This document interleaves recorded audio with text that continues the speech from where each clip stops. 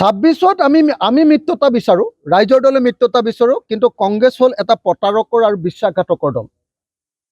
2021 চনতো আমাৰ বিধানসভা নিৰ্বাচনত আমাক ঠগি দিলে কংগ্ৰেছ দলে।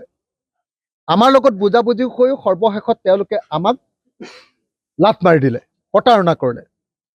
2024 চনৰ লোকসভা নিৰ্বাচনত আমি সম্পূৰ্ণৰূপে ত্যাগ স্বীকাৰ কৰি তেওঁলোকক আমি 13টা সমষ্টিত ছাপোৰ্ট দিলোঁ। গতিকে তেওঁলোকে খুব ভাল পালে। উপ নিৰ্বাচনত 5টা বিধানসভা সমষ্টিৰ মাত্ৰ এটা বিচাৰিছিলোঁ, কিন্তু তেওঁলোকে প্ৰতাৰণা কৰিলে, তেওঁলোকে এটাও নিদিলে আৰু তেওঁলোকে আমাক বিশ্বাসঘাতকতা কৰিলে।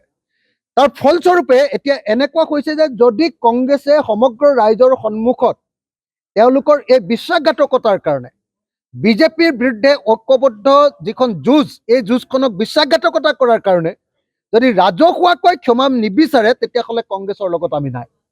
প্ৰথম কথা, কংগ্ৰেছ দলে ৰাজহুৱাকৈ ক্ষমা বিচাৰিব লাগিব, আৰু দ্বিতীয় কথা, এইবাৰ ক্ষমা বিচৰাৰ পাছতো কংগ্ৰেছে আচলতে কেইটা সমষ্টিত ইলেকশ্যন খেলিব এইটো আগতীয়াকৈ ক'ব লাগিব।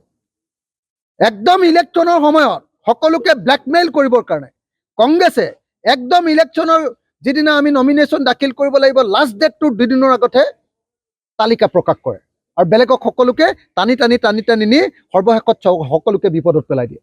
কংগ্ৰেছৰ এই 2 নম্বৰী ৰাজনীতি, প্ৰতাৰণাৰ ৰাজনীতি, এই ৰাজনীতি ত্যাগ নকৰিলে কেতিয়াও আমি বিজেপিক পৰাভূত কৰিব নোৱাৰিম। মনত ৰাখিব, গোটেই ভাৰতবৰ্ষত যেতিয়া বিজেপিৰ বিৰুদ্ধে সকলো ৰাজনৈতিক দল ঐক্যবদ্ধ হৈছে, বিজেপিৰ লগে লগে হাৰিছে। কংগ্ৰেছে যেতিয়া অকলে বিজেপিৰ বিৰুদ্ধে ইলেকশ্যন খেলিছে, সকলোতে কংগ্ৰেছ হাৰিছে। গতিকে এই মুহূৰ্তত মই কংগ্ৰেছক এই শিক্ষা লৈ সাম্প্ৰদায়িক ফেচিবাদী দল বিজেপিক পৰাভূত কৰিবৰ কাৰণে আমি আকৌ 2026 চনত ঐক্যবদ্ধ হ'বৰ কাৰণে, কিন্তু 2 নম্বৰী নকৰি, প্ৰতাৰণা নকৰি সততাৰে সৈতে আগবাঢ়ি আহিবৰ কাৰণে কংগ্ৰেছ দলক আমি দাবী জনাইছোঁ।